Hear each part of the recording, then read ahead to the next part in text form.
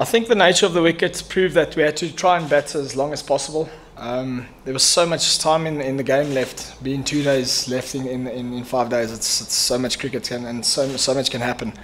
But going into today, we knew that we need to really knuckle down and we need to work in small little segments throughout the day. I think our first obviously target was to reach drinks in the first session, and we did that. And then obviously we just as we started getting used to the pace of the wicket again, run scoring opportunities proved to become a little bit easier. And I think that was the nature throughout the day. Even when Vernon and Faf were batting together, that you could see it was a really tough start, and then as they got used to things, scoring sped up a little bit. But I think that's just the nature of the wicket, and it's a ball. One ball's got your name on it, and you obviously got to be quite cautious when you're out there batting, just because of the unknown nature of how the ball's going to react off the surface. First and foremost, I'm not a curator of a cricket ground. We obviously give indication of what we would like as a team playing against various opposition, and being the home country, you obviously have that right. As it's working out, the wicket's sort of playing into our favour, and I'm sure we're pretty fortunate. If the shoe was on the other foot, I think we'll be quite hard done by. But yeah, it's very disappointing because SuperSport Park usually prepares very good test wickets, and as day 3, 4 and 5 roll on, it proves to be very competitive. And it just shows you that you shouldn't just be relying on your first innings, you should be relying on your second innings as well to score runs. So it's a little bit disappointing to have a wicket of this kind of nature, because it's obviously not our choice that we obviously choose to play against a subcontinent side in. But yeah, so be it. We're done complaining about it, and we just have to crack on and try and win a test. Throughout the years, South Africa, India has always been massive competition, massive rivals, and even when I was a kid watching the series on TV, you could see it's a massively passionate and proud series to be playing in, and to win it is immensely special for the group.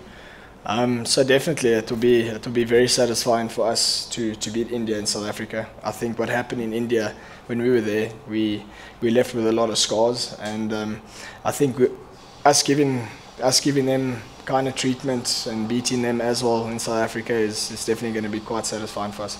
It's massive for us. I think it's quite massive for India, them knowing that he's not batting. He's a very special batsman, as we saw in the first innings, and we knew it was a massive moment to get him out.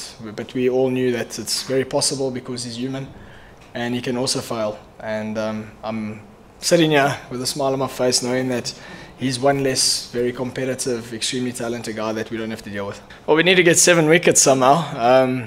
We don't really care how we get them. We just need to execute our processes that we have. I think the wicket's going to play in our hands nicely tomorrow with regards to our seamers and Keshav coming in, which is proving to become quite a decent spinning wicket. But our fast bowlers thrive on bowling on wickets like this. I think this is when they really get really competitive, and if we can get the ball to reverse, it will be brilliant for us as soon as possible. It will be a massive asset for us.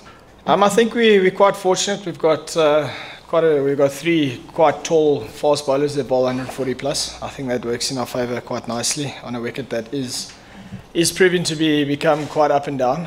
That is the nature of Centurion, how it plays in the last few days, and I think that's maybe the one factor that's working in our advantage. Look, by no means was it an easy day. The conditions worked in India's favour. The ball obviously was turning quite a bit for Ashwin, and they utilised it quite nicely, especially against the left-handers. And saying that, their seamers were quite effective on which seemed to be conditions they were quite used to bowling in.